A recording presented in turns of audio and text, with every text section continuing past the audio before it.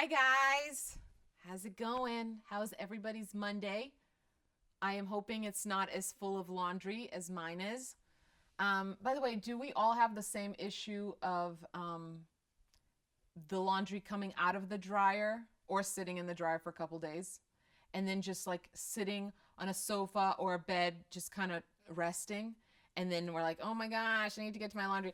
People, we all need naps. So I just always think my laundry needs a nap before I actually get to it. So don't feel bad if you have a big pile of laundry somewhere. You're a normal human being who is enjoying other parts of life. Because let's just be honest, folding laundry is not the most enjoyable thing. Um, so yeah, if you have any, I have an idea. I have an idea. I think we've done this once before, months ago. If you have a pile of laundry right now, will you get it and fold with me? And then by the time we're done with the show, we can all have our laundry folded. Yeah, you're welcome. Look at me being your laundry folding coach. Okay. I was going somewhere with this. Oh yeah, I was going to ask how come we can do freaking heart transplants and they've invented all this cool stuff, but no one's invented something that will fold all my laundry. I don't, maybe it exists and I don't know about it, but I really think there should be, like, you take your pile of clean laundry and you stick it in a machine and then it just all comes out folded or like hung on hangers. Wouldn't that be great? I bet you by the time we have great grandchildren, this will exist. This will exist. I also would like a self-cleaning house, like a house you buy and you just like press some buttons and da, da, da, da, da, it all gets clean. Give me a thumbs up if you need a self-cleaning house, because it never ends. Even if you live alone with, I was just talking to someone about this, someone who is single, no kids, no roommates, and I don't think any pets. And the place still gets dirty. Like, she leaves for a week to go on business or whatever and comes back and there's dust. How is there dust? No one's been there. Like, literally, whether you live alone or you have 17 children and 13 chickens and 2 elephants living in your house is a mess. I hope you don't, by the way, but you get what I'm saying. Like, it's just always dirty and I need a self-cleaning house. Like, that has been on my Christmas list forever. The one thing they've done, do you guys, any of you have those vacuum cleaners that go on their own? So my mother got me one a few Christmases ago, which I think was a hint. What time is it in Croatia? It's evening. She's in Croatia. Mom, are you watching this? If you're watching this, just tell me right now. Just comment. Tell me. Was that a hint to get your daughter a self-working vac? I think that was a hint about my house, but that's okay. I loved it. But then what happened was I was all excited, right? So I turn it on because I'm going to go run some errands. I turn the little vacuum on. I'm like, this is awesome. I'm going to leave. I'm going to come back. The house is going to be clean. I'm not making this up. One of my dogs took a dump in the kitchen. And do you think the vacuum was smart enough to go, there is poop here. I will not go here. This is not a joke, guys. This is a true story. The vacuum picked up the poop and spread it every. Have you guys seen those vacuums? If you don't have one, have you seen the commercials? They're round and they just go, and they're strong because they're trying to pick up the dirt. So they really pushed that poop into my entire house. I swear to you, before I even unlocked the front door. I know some of you are laughing, but do you see my pain? Because it was pain. Before I even unlocked the front door, I could smell something, and I'm like, what's the smell? I mean, I cannot even describe to when I opened the door. Like, literally, poop spread, like pushed into I was gone for like hours, everywhere. And then I burnt the place down. No, I didn't, but I wanted to. I wanted to just take a freaking match and go, time out. We're starting over. So that was my experience with the vacuum. So what I learned to do is don't leave it by itself, or like take the dogs with you. Do not leave anything that poops alone. This is my lesson for today, guys. Do not leave anything that poops with a vacuum that works on its own. I wish that the company that sells the vacuums, they put, how all the funny small print on like a hot cup of coffee, this is hot, the stuff we sometimes make fun of. I wish the small print on that would be, don't leave alone with a pooping dog. That was not on the small print. There's nowhere on their website, and I think they should add it. I literally, I cannot even tell you. It took days to clean all that. I mean, days. It wasn't just one room, by the way. It was one of those open floor plans.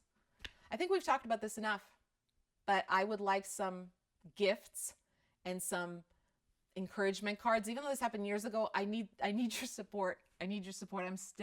I have post-traumatic stress from that experience. It was horrible. So yes, they have figured out a self-working vacuum that spread dog's poop all over my apartment, but they have not figured out other things like folding my laundry, which, by the way, I folded 3 things this whole time I was talking. So obviously I'm a great multitasker. Okay. We do need to talk about cleaning though, because I get a lot of questions from you guys about cleaning, because nobody likes cleaning their house. Surprise, surprise. If you like cleaning, if you are one of those people that genuinely wakes up every morning and goes, just love to clean, can't wait to clean. Can you come over? Can you live with, like, I will feed you. I will give you a bed. You can live with, I don't even care. I'm not even gonna do a background check. I don't care. Just come live with me. You can steal from me. I don't care. If you actually like genuinely enjoy cleaning, I'm begging you. I'm begging you to move in with me. Please, please. Because I don't. And I think people who do are rare.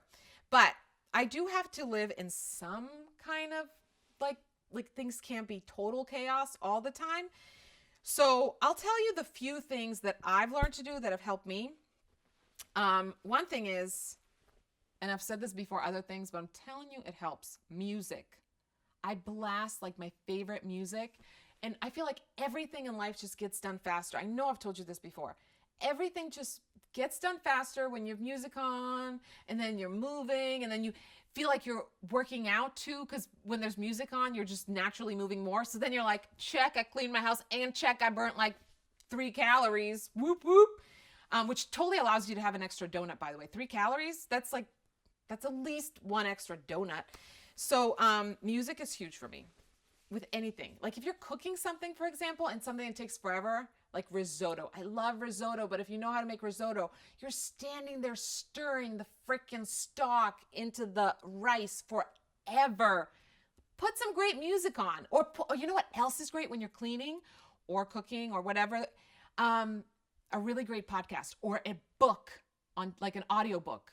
Because here's the thing, would you rather be sitting in front of a toilet bowl that all your kids have pissed all over, but not in? I don't know what the point of that hole is in the toilet, because nobody actually goes into the hole, right? There's no, it's all everywhere. And you're sitting there and you're cleaning all of that. Would you rather be sitting there cleaning all of it going, oh my gosh, the amount of urine? Or would you rather be sitting there listening to a great song or a great audiobook and getting lost in this amazing story, and then it just all goes by faster? Distraction is the key. Distract your mind with fun things when doing mundane chores. Try it. I'm telling you, it works. The other thing I do is on days where I'm just like, I'm feeling really lazy and I just don't want to clean, but my house is a mess.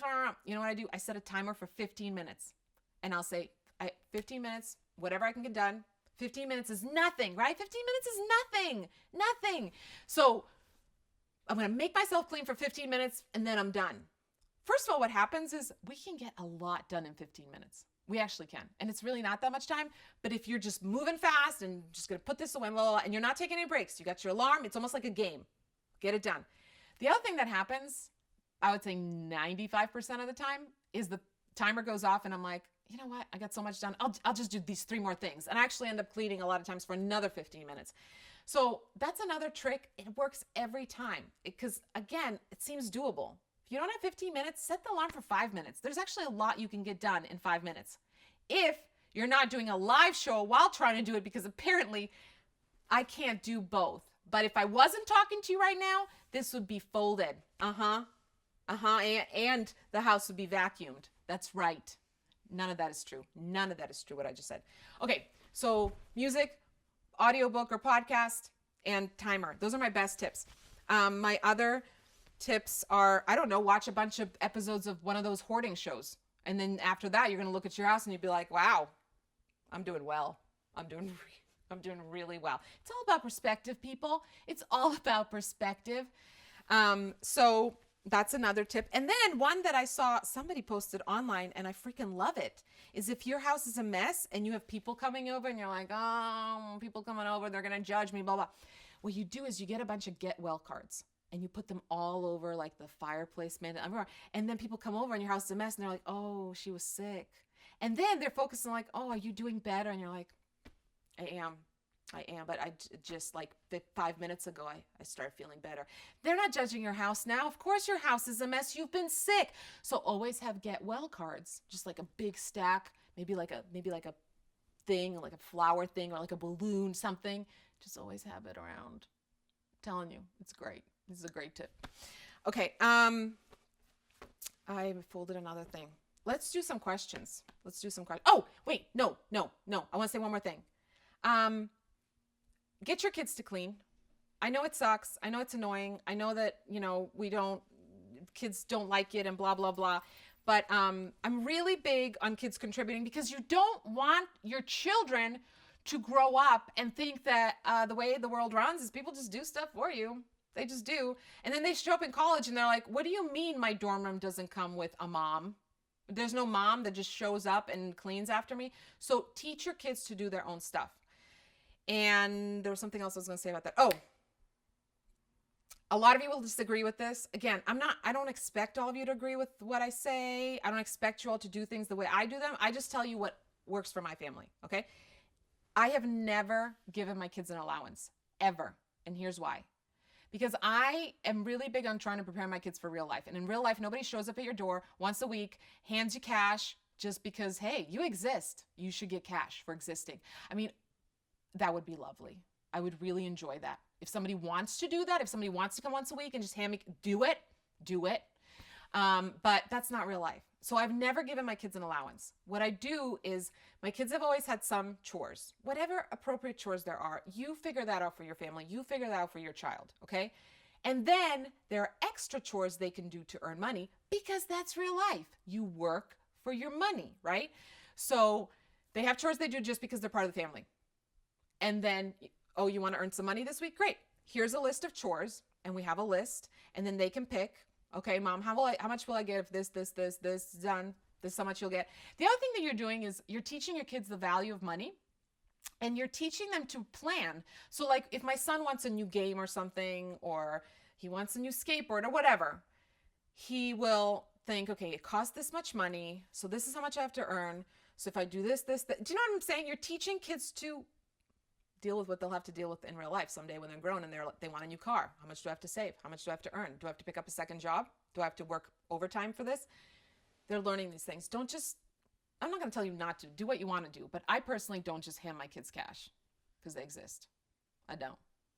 And if there are any kids watching this, I'm sorry. I know you hate me right now. I know you think I'm giving your parents really bad advice. But I think it'll be better for you in the long run. I really do. All right, let's do some questions. I am doing a really good job at folding things. I think I've folded 4. 1, 2, 3, 5. 5. So yeah, so I should not be folding laundry while going live with you. Here is actually a cleaning related question. Do you make your kids clean their rooms? Everybody makes fun of the way I say the word room because I'm from Croatia and sometimes my accent comes out. Room. I don't know. I can't say it correctly. Do you make your kids clean those things that they live in? Every day. No, I don't. I make my kids clean their area that they live in. I'm not going to say it because I know you'll make fun of me. I make them clean them once a week. That's my rule. Here's why. I don't clean my bedroom. Ooh, bedroom doesn't sound like I have an accent, right? I don't clean my bedroom every day. So I'm not going to put that expectation on them. Again, they have chores. They have things they have to do. Once a week, I make them clean their rooms. So I'm going to be self-conscious every time I say the word. Once a week, they have to do it. So, and they know, like for our house, we just set the day as Thursday. I don't know why, we just decided to do that. So by Thursday, your bedroom has to be cleaned. So another thing I'm teaching you with that is you have a choice whether to procrastinate or not. But if you procrastinate, Thursday night when your bedroom's supposed to be clean, Thursday's gonna suck. It's gonna suck because not that I say it's gonna suck to my kids. I don't talk that way to my kids, but because you're gonna have to spend the entire day cleaning. So they've slowly learned one of my older kids is better than the other one at this, is that if I clean a little bit every day, or as I use something, if I put it away right away, or if I immediately put my laundry or whatever, then I'll have less work that day.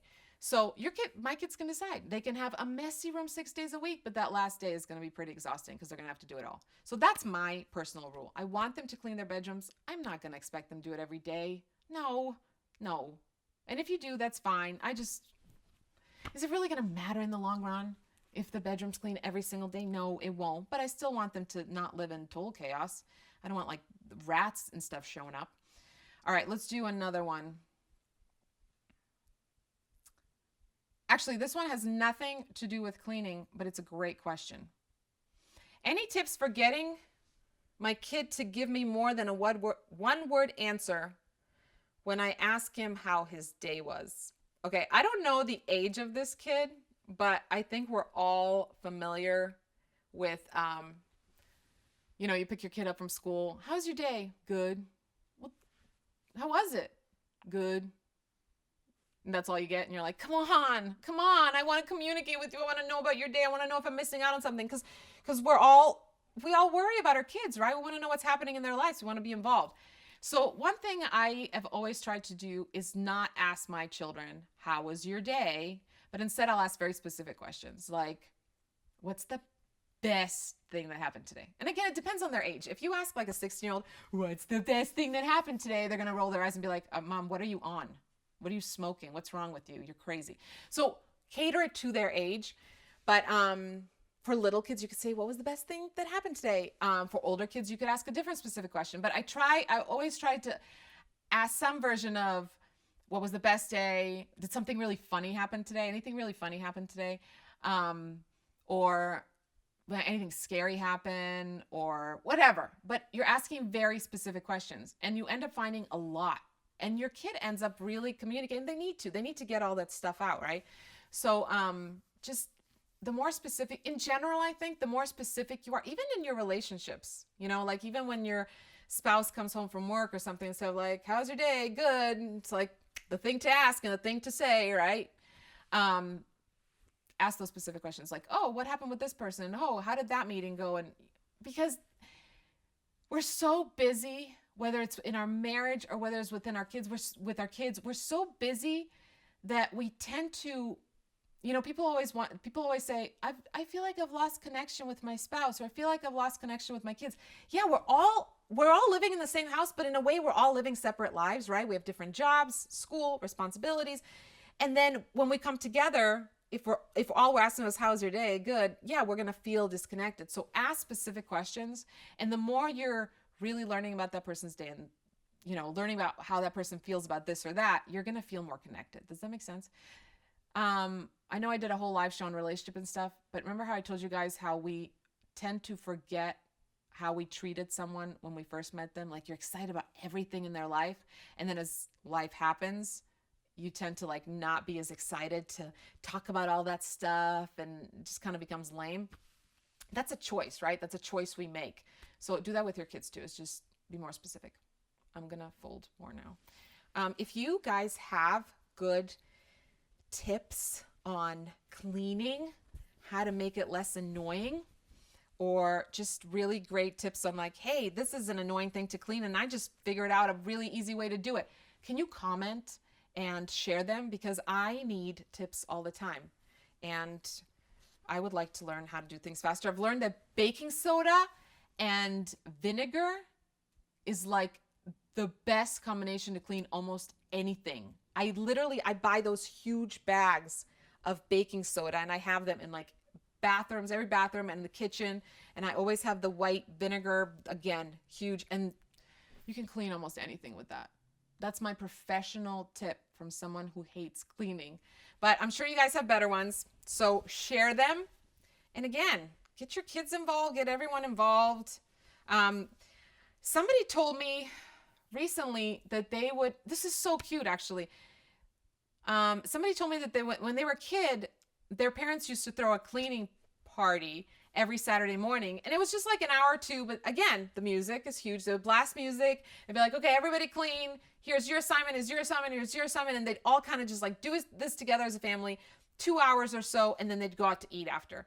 That's another great way. The more fun you make these mundane things, the quicker it's going to seem. Your kids are going to be more likely to not whine and roll their eyes. And by the way, even if they're whining and rolling their eyes, that's not a reason for them to just get away with not cleaning. They're supposed to whine and roll their eyes. They're supposed to test you. Did somebody tell you this parenting thing would be easy and your kids would just be like, yes, I'll clean, I'll do whatever? Because if they did, they lied to you. Those people are liars, okay? Parenting is supposed to be challenging and hard. Kids are going to challenge us. They are. But we can't just give in to every eye roll and every whine and be like, oh, fine, you don't have to do it. No, no. Our responsibility is to raise humans who will someday show up to our house and clean it for us. That's not really my goal in raising my children, but I wouldn't mind. I wouldn't mind if my children watch this ever. I would not mind if someday when you move out, you come back and you clean my house. Okay, I really need to go because I need to focus on this laundry because I've gotten nowhere. But hopefully, while you've been listening to me, you've gotten some of your laundry folded. I will see you here same time next Monday. I hopefully will not be folding laundry. And look at me. I haven't even had a sip of my drink. That's how focused I've been on you and this lovely pile. Also, reminder, Truth Bomb Mom mugs available through LittleThings. LittleThings, can you please post a link? Because look at me. I'm working so hard right now, sipping my coffee. I'm working so hard. I can't do it. I can't post the link. Have a great week, everyone. And, go sit down and watch some of those hoarding episodes. And I'm telling you, your house will look clean right away. So that's your assignment for today. Sit and watch TV, and that's how your house will end up looking cleaner. Bye.